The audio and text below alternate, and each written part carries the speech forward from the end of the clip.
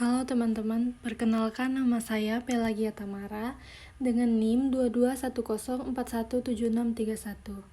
Pada video kali ini saya akan memaparkan bagaimana cara membuat skripsi yang benar. Mata kuliah ini adalah metode penelitian bisnis yang diampu oleh Bapak Adi Mursalin SEMM. Baiklah, untuk tidak berlama-lama lagi, langsung saja pada materinya. Sebelumnya, kita harus mengetahui apa yang dimaksud dengan skripsi. Nah, skripsi merupakan sebuah karya tulis ilmiah dari seorang mahasiswa. Skripsi dibuat dari adanya permasalahan atau fenomena yang terjadi sesuai dengan bidang atau ilmu tertentu. Tujuan dibuatnya skripsi sebagai tugas akhir yang harus dikerjakan oleh seorang mahasiswa dengan tingkat setara 1 atau S1. Kemudian, apa sih yang harus kita perbuat untuk awalan skripsi ini? Nah, yang pertama itu adalah menentukan judul. Dalam menentukan judul, mahasiswa harus memikirkan dengan baik dan belum pernah diteliti oleh orang lain agar tidak terjadi plagiat. Nah, maksudnya judul yang kita buat adalah judul yang belum pernah diteliti oleh orang lain. Kemudian barulah masuk pada bab 1, yaitu pendahuluan.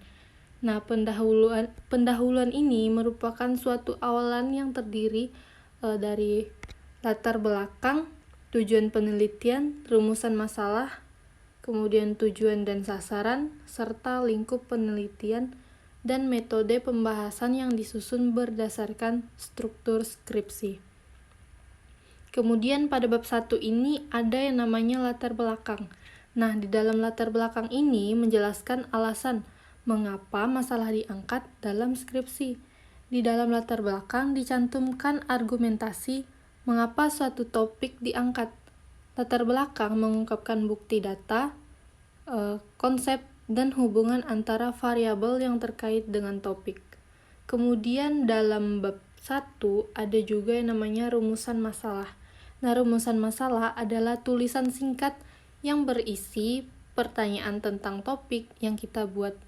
Jadi, rumusan masalah membuat pertanyaan yang hendak dijawab dan dipecahkan oleh si penulis. Nah, biasanya dalam rumusan masalah digunakan kata tanya seperti mengapa, bagaimana, dan apa. Kemudian pada bab 1 juga ada yang namanya tujuan penelitian.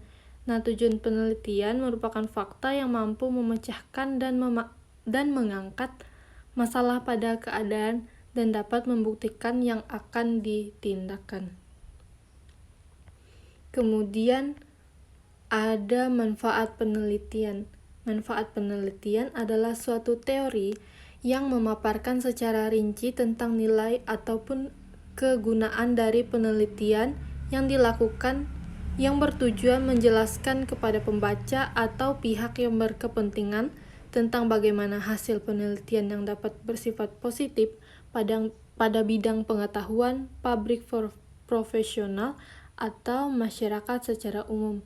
Di dalam manfaat penelitian ada 3 unsur, yaitu manfaat teoritis, manfaat praktis, dan manfaat sosial.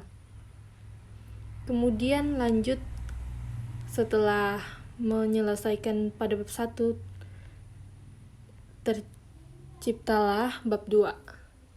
Nah, pada bab 2 ini ada yang namanya tujuan pustaka.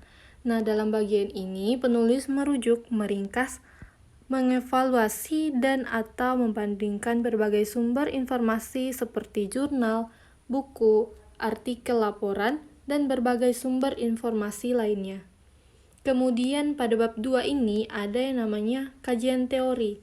Dalam kajian teori ini berisi uraian dari berbagai teori yang berkaitan dengan variabel yang diteliti. Tujuan kajian ini adalah agar peneliti memahami definisi dan karakteristik dari variabel yang akan diteliti. Kemudian ada penelitian terdahulu yang relevan. Penelitian terdahulu berisi ulasan mengenai penelitian yang pernah dilakukan sebelumnya, yang relevan atau terkait langsung dengan permasalahan yang diangkat sebagai penelitian yang pernah dibuat.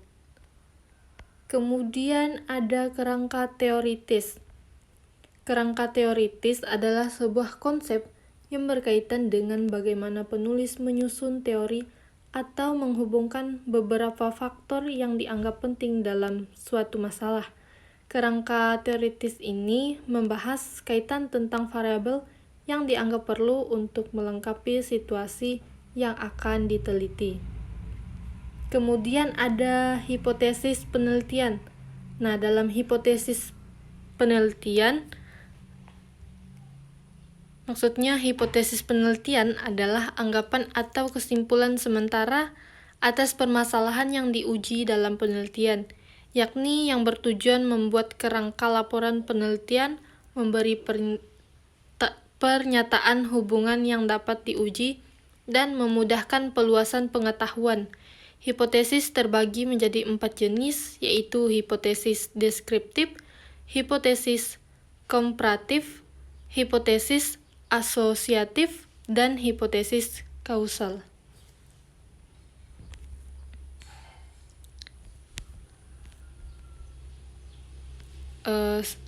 Akhirnya kita sampai pada materi yang terakhir.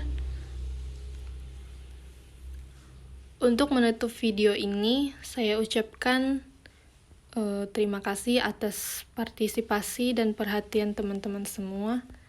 Akhir kata, saya ucapkan banyak terima kasih.